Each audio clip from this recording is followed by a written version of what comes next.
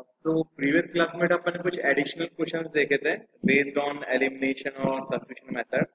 Now it's time to go for the cross multiplication method. आपको बता दूं इस साल आपके सिलेबस के अंदर आपका क्रॉस मल्टीप्लिकेशन मेथड हट चुका है, लेकिन हमें फिर भी आना चाहिए बेटा, क्योंकि मे बी आप में से कुछ बच्चे 11th क्लास के अंदर मैथ सॉल्व करना चाहेंगे, तो आपके लिए थोड़ा सा नेसेसरी हो जाता है, क्योंकि ये भी एक अच्छा मेथड है. ऐसा नहीं कि बेकार मेथड होता है, बट हाँ ठीक है. हो सकता है कि आपको कंपैरेटिवली ये थोड़ा सा टफ लगे, बट है ना, हमें पहले से ये नहीं सोचना है. हम हो सकता है भाई किसी को ये मेथड ज्यादा आसान भी लग सके, क्योंकि है ना, मुझे ऐसे कुछ बच्चे मिले हैं कि जो कहते हैं कि उन्हें क्रॉस मल्टीप्लिकेशन ज्यादा इजी लगता है, तो हो सकता है कि आपको ये इजी लग जाएगा, है ना. एंड ये इतना हार्ड वैसे है भी नहीं, ठीक है. हाँ, पर्सनली मुझे ज्यादा एलिमिनेशन मेथड अच्छा लगता है, लेकिन इसका मतलब नहीं है कि ये बेकार है, ये भी अच्छा है, बट वो मेरी खुद की चॉइस है ना. आप अपनी चॉइस खुद डिसाइड कर सकते हो इसको सीखने के बाद में. तो आपके पास में तीन तीन मेथड होंगे, जो अच्छा लगे उसे अपना फेवरेट बना लेना, बट आने तीनों चाहिए कम से कम, राइट. तो अब सबसे पहले समझना कि क्रॉस मल्टीप्लिकेशन में होता क्या है. देखो इनको नाम से पता पड़ रहा है क्रॉस मल्टीप्लाई, कहीं ना कहीं पे कुछ तो क्रॉस मल्टीप्लाई होगा. वो क्या चीज क्रॉस मल्टीप्लाई होगी हमें ये यहाँ पे समझना जरूरी है. अब मैं आपको बताता हूँ कि हमें इसको अप्लाई कैसे करना होता है सबसे आसान तरीके से, है ना. एक मेथड आपके एनसीईआरटी बुक में दे रखा है, वो आपको बुक में मिल ही जाएगा, आप उसको भी देख सकते हो. एक मेथड मैं आपको खुद का बता देता हूँ, जो जो पर्सनली मुझे जो समझ में आता है, जो मैं बेसिकली यूज भी करता हूँ, मुझे वो थोड़ा सा आसान ज्यादा लगता है. आपकी इच्छा है, आप दोनों मेथड्स आपके सामने होंगे, आप डिसाइड कर सकते हो कि आपको कौन सा मेथड आसान लग रहा है, ठीक है. जो चीज मैं करता हूँ उसके अकॉर्डिंग सबसे पहले हमें हर इक्वेशन को स्टैंडर्ड फॉर्म में लेके आना पड़ता है. जब आप स्टैंडर्ड फॉर्म की बात करते हो तो आपके पास में बेटा क्या होता है standard form, that is a x a one x plus b one y plus c one equals to zero. आपकी दूसरी इक्वेशन रहती है a two x plus b two y plus c two equals to zero, right. अब देखो हम लोग यहाँ पे किस चीज का यूज करते हैं ना, जो हमारे पास में मेथड होता है वो कैसे इवेल्युएट होता है. भाई सिंपली हमें क्या करना होता है ना, हमें एक्स और वाई की वैल्यूज निकालनी होती है. भाई तीनों मेथड जो हमने दोनों मेथड जो अभी तक हमने देखे हैं, एलिमिनेशन और सब्स्टिट्यूशन, दोनों में हमने क्या करा है, ये तो देखा है कि किसी भी तरीके से एक्स और वाई की वैल्यूज निकाल दो which are common to both the equation, या फिर सोल्यूशन आप बोल सकते हो. बट अब हमें यहाँ पे भी ये करना है बेटा, इसका बड़ा सिंपल सा तरीका होता है. देखो आपको जब एक्स की वैल्यू निकालनी है तो आप क्या लिखोगे, इसको एक्स अपॉन, राइट. अब एक्स अपॉन जब आप इसको करते हो यहाँ पे, तो इसका मतलब क्या होगा, जो डिनोमिनेटर में आएगा ना वो कैसे लिखना था ध्यान से देखना. ये जो आपको दिख रहा है, अगर आप एक्स का डिनोमिनेटर लिखना चाह रहे हो ना, तो जो एक्स वाले ये दोनों टर्म्स है ना, इनको तो छुपा दो. इनको आपने आराम से इधर छुपा दिया. अब आपके पास में क्या बच जाता है यहाँ पे, अब आप करोगे क्रॉस मल्टीप्लाई. बी वन दिखाई दे रहा है, इस बी वन को सी टू से मल्टीप्लाई करना, तो यहाँ पे आएगा B one C two minus इस बी टू को सी वन से मल्टीप्लाई करना, यहाँ पे आएगा बी टू सी वन. सबसे पहली चीज आप ये करते हो यहाँ पे, इसको यूज करने का तरीका ही मैं सिखाऊंगा, डोंट वरी. देन हम इक्वल करते हैं, फिर हम निकालते हैं y के लिए डिनोमिनेटर. जब आप y के लिए डिनोमिनेटर निकाल रहे हो बेटा, तो उस केस में आप है ना, ये जो y वाला कॉलम है ना, इसको यहाँ पे छुपा देना, ठीक है. अपन एक काम करते हैं, इसको अपन यहाँ पे 3 बार लिख लेते हैं ताकि थोड़ी सी हेल्प हमें मिल जाएगी. और यहाँ से मैं इसको थोड़ा सा मिटा देता हूँ एक बार.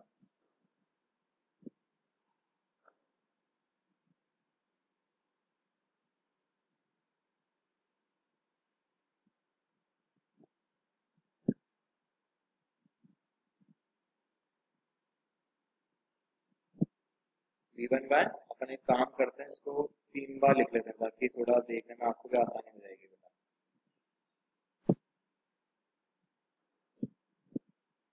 तो आपका एग्जाम में से 3 3 बार नहीं लिखना होता, ध्यान रखना. ये बस अभी आपको समझाने के लिए बता रहा हूँ मैं, ऐसे.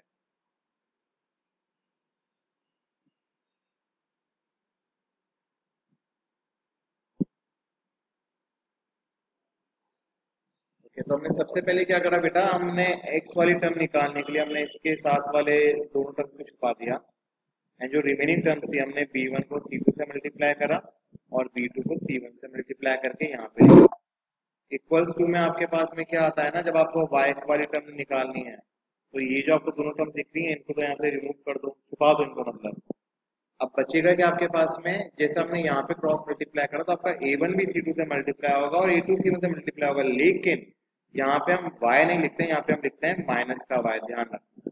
बाकी सब कुछ सेम चलेगा। अब आप a1 को c2 से मल्टीप्लाई कर देना, क्या जाएगा a1 c2, और यहाँ पे आप माइनस करके a2 को c1 से मल्टीप्लाई कर देना, यह आ जाएगा a2 c1 इक्वल्स टू। अब हम थर्ड वाली टर्म लेते हैं, वहां पे हम लेंगे c। अब यहाँ पे हो सकता है आपको c दिखाई दे, नहीं, हमें यहाँ पे लेना होता है 1, क्योंकि यही हमारी हेल्प करेगा एक्स और वाई को फाइंड करने में। अब आप यहाँ पे क्या करना, इन दोनों टर्म्स को यहाँ पे छुपा देना, मल्टीप्लाई किसको करोगे, a1 को b2 के साथ में माइनस a2 को b1 के साथ, तो ये आपके पास में होगा a1 b2 minus a2 b1। तो बेसिकली इस तरीके से मैं तो पर्टिकुलरली इस मेथड को याद रखता हूँ। अभी ठीक है, मैं ऑनलाइन क्लास में आपको पढ़ा रहा हूँ, मैं अपना ऑफलाइन नहीं है, इसलिए मैं अपने हाथ से इनको छुपा के आपको दिखा नहीं सकता, इसलिए मैंने इसको 3-3 बार लिख दिया है, ताकि आपको समझ में आ जाए कि हमें कौन सी बार में कौन सी टर्म को छुपाना है। And ultimately this is the final method, मतलब फाइनल टर्म्स ये हमारे पास में आ जाती है। अब हम इनका यूज करके बेटा डायरेक्टली एक्स और वाई की वैल्यूज निकालते हैं, ये बहुत इजीली आ जाती हैं।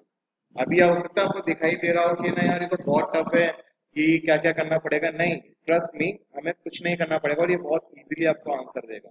ये आपको आंसर कैसे देगा मैं आपको ये भी सिखाता हूँ, अपन एक एग्जांपल यहाँ पे उठाते हैं ना।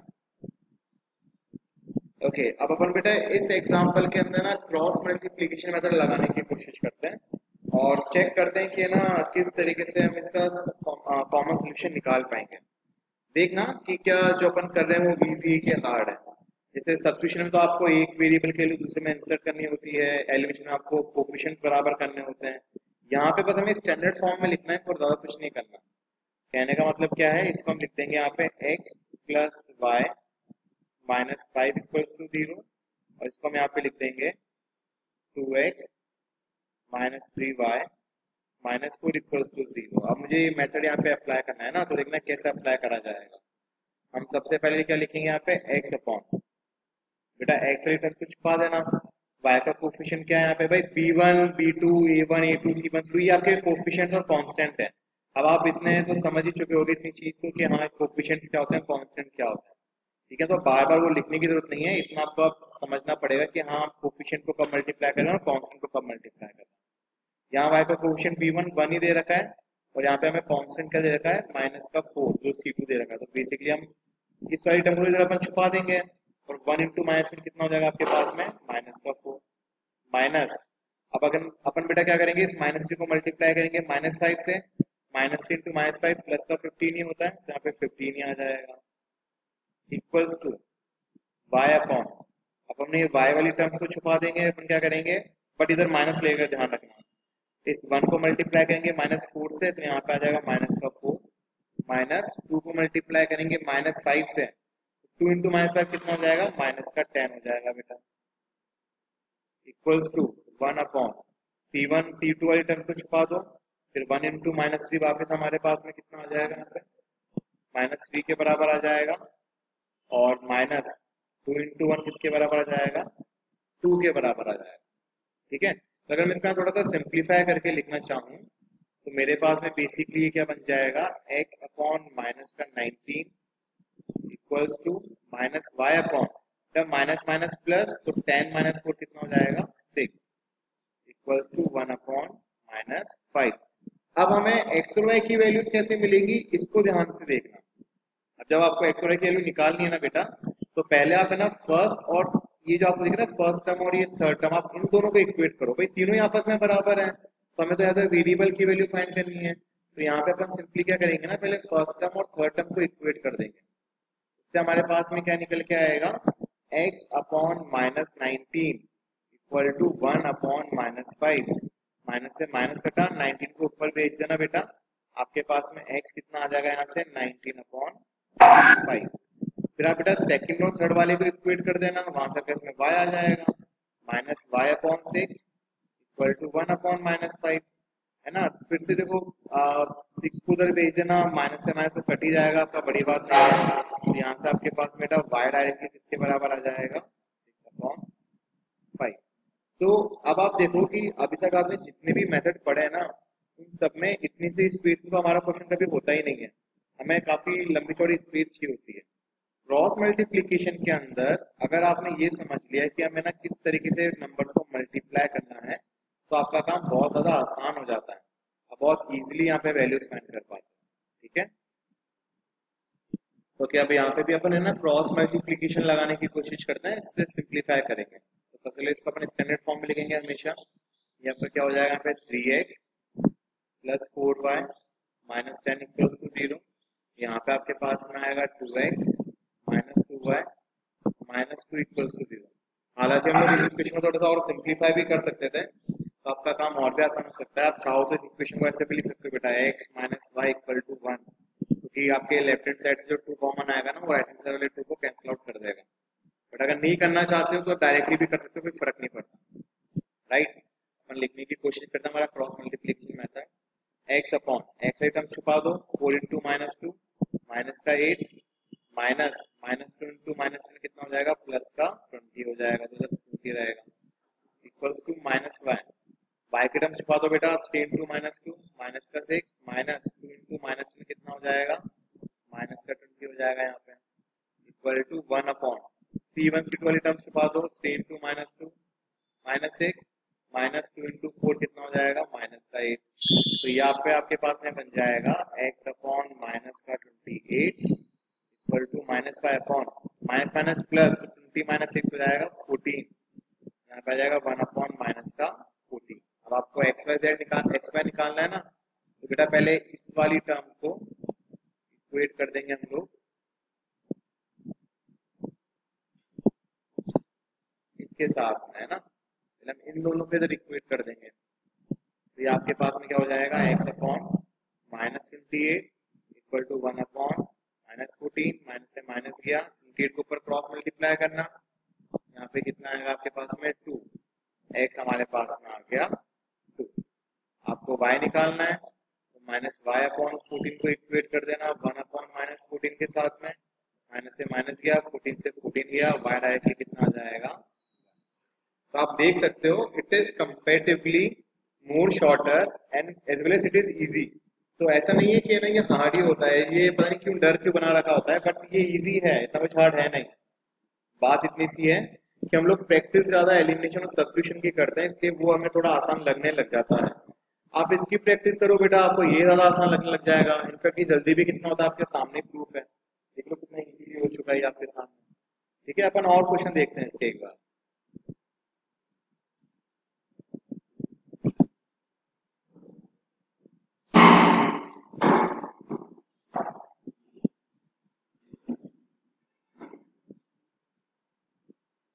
इसको भी अपन है ना बेटा क्रॉस मल्टीप्लिकेशन से करने की कोशिश करते हैं। सबसे पहला काम आपका क्या रहेगा कि है ना स्टैंडर्ड फॉर्म में इक्वेशन को लिख देना, वो हमेशा जरूरी है। ये आपके पास हो जाएगा 3x minus 5y minus 4 equals to 0, ये तो दे रखी थी, इसको भी कन्वर्ट कर देते हैं, 9x minus 2y minus 7 equals to 0। Right, और आराम से वापस से टर्म्स लिखो एक्स वाई वाली, x अपॉन ये टर्म छुपा दो, माइनस 5 इंटू माइनस 7 कितना हो जाएगा, प्लस का 35 माइनस माइनस 2 इंटू माइनस में कितना हो जाएगा, प्लस का 80 रहेगा equals to minus Y upon Y वाली टर्म छुपा दो, 3 into minus 7 minus 21 minus 9 into minus 4 कितना हो जाएगा, माइनस का 36। Right, equals to 1 upon C1 वाली टर्म छुपा दो, 3 into minus 2 is minus 6 minus 9 into minus 5 is minus का 45। इसको अपन आप सिंप्लीफाई करते हैं थोड़ा सा, तो आपका बनेगा x अपॉन 35 में से 8 माइनस कर दो, आपके पास बचेगा 27 माइनस का y। देखो ये माइनस माइनस प्लस हो जाएगा, तो 36 माइनस 21 आपके पास में कितना बचेगा, 15 बचेगा equals to 1 upon minus minus plus 45 में से 6 माइनस कर देना, कितना बचेगा, 39 बचेगा। ठीक है, अब आराम से x और y निकालना है आपको, अलग अलग वैल्यूज अलग अलग टर्म्स को इक्वेट करते हैं। x अपॉन 27 किसके बराबर होगा, 1 अपॉन 39 के। x निकालने के लिए 27 को क्रॉस मल्टीप्लाई कर देंगे, अभी 3 से कैंसिल आउट हो रहा है, 3 से 9 टाइम्स, 3 से 13 टाइम्स, x आ गया हमारे पास में 9 अपॉन 13। फिर आपको y निकालना है, माइनस y अपॉन 15 को इक्वेट कर देंगे 1 अपॉन 39 से, माइनस 15 को ऊपर भेज देना, तो y आ जाएगा आपके पास में माइनस का 15 अपॉन 39, 3 से 5 टाइम्स, 3 से 13 टाइम्स, तो y आ गया हमारे पास में माइनस का 5 अपॉन 30, ये ऐसे होगा, ठीक है। तो एग्जाम्पल नंबर 14, बेटा इसमें बोला है कि ना from a bus stand in Bangalore if we buy 2 tickets to Malleshwaram and 3 tickets to Yeshwanthpur, the total cost is rupees 46। तो अपन मलेश्वरम की एक टिकट की कॉस्ट को x मान लेते हैं और यशवंतपुर की एक टिकट की कॉस्ट को y मान लेते हैं, ठीक है। सबसे पहले तो cost of one ticket to Malleshwaram,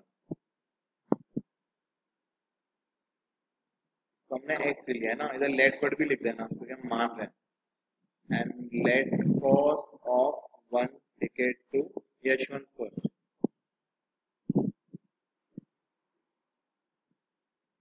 तो हमने यहाँ पे y मान लिया। अब बेटा मलेश्वरम के लिए ना 2 टिकट्स लिए गए एंड यशवंतपुर के लिए 3 टिकट्स लिए गए एंड टोटल कॉस्ट लगी है 46। तो इक्वेशन फ्रेम करना आई डोंट थिंक कुछ बड़ी टास्क लगेगी आपको। तो एक टिकट के x रुपीज से तो दो टिकट हो जाएंगे 2x, यशवंतपुर के एक टिकट के y रुपीज से तो 3 टिकट हो जाएंगे 3y, जो टोटल कॉस्ट लगी है वो लगी है 46, ठीक है। अपन क्रॉस मल्टीप्लिकेशन मेथड ही करने की कोशिश करेंगे ना, थोड़ी सी हैबिट पड़ जाए इसलिए। एग्जाम पॉइंट ऑफ व्यू से बोलिए आप इसकी प्रैक्टिस मत करना, बट अभी के लिए जानना जरूरी है। तो इसको मैं लिख देता हूँ 2x plus 3y minus 46 equals to 0। Also फिर बेटा बोला गया है कि अगर हम 3 टिकट खरीदते मलेश्वरम के और 5 टिकट खरीदते यशवंतपुर के तो टोटल कॉस्ट होती 74 रुपीज। मतलब हम यहाँ पे कह सकते हैं कि 3x प्लस 5y ये हो जाता है 74। तो यहाँ से अगर अपन इसको भी स्टैंडर्ड फॉर्म में लाएं तो बनेगा 3x plus 5y minus 74 equals to 0। हमारे पास में हमारी दोनों इक्वेशंस आ चुकी हैं यहाँ पे, तो हम लिख लेते हैं 2x plus 3y minus 46 equals to 0। यहाँ पे आ जाएगा 3x plus 5y minus 74 equals to 0, right. अब देखो इस क्वेश्चन में ऐसा कुछ भी नहीं लिखा हुआ है कि ना आपको एलिमिनेशन मेथड लगाना है कि सब्स्टिट्यूशन मेथड लगाना है कि आपको क्रॉस मल्टीप्लिकेशन मेथड लगाना है। So you are free in this question to use any of the method, कोई बाउंडेशन है ही नहीं आपके ऊपर। बट अगर ऐसा लिखा हुआ आ जाता ना कि हमें एक पर्टिकुलर मेथड यूज करना है तब तो बेटा हमें वो मेथड यूज करना ही पड़ता, कोई ऑप्शन ही नहीं बचा। बट जहाँ तक मेरा एक्सपीरियंस है, मैंने यही देखा है जब भी हमारे पास में वर्ड प्रॉब्लम आती है तो हमें हमारे ऊपर कभी भी ये बाउंडेशन नहीं होती कि मेथड कौन सा यूज करना है। जब हमें डायरेक्टली इक्वेशन दे रखी होती है ना तब हमारे ऊपर ये बाउंडेशन लगाई जाती है कि हमें एक पर्टिकुलर मेथड से उसको करना है। क्योंकि भाई यहाँ पे हम लोग इक्वेशन निकालने की भी मेहनत कर रहे हैं तो एटलीस्ट हमें इतनी तो फ्रीडम मिलेगी ना कि हम खुद का मेथड यूज कर सकें, ठीक है। अब इधर अपन इसको लिखने की कोशिश करते हैं बेटा।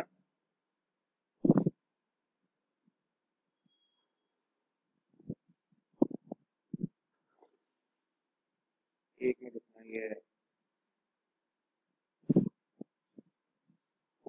यहाँ पे आपके पास में हो जाएगा x अपॉन x से टर्म को छुपा देते हैं।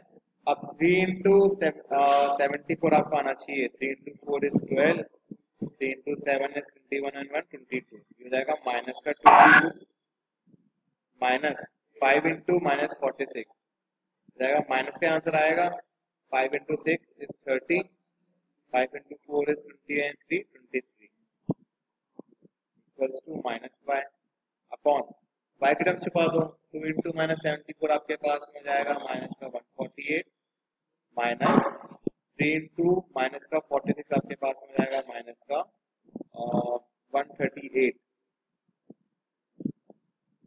Equals to 1। डोंट वरी, बहुत छोटे नंबर आएंगे, चिंता मत करना।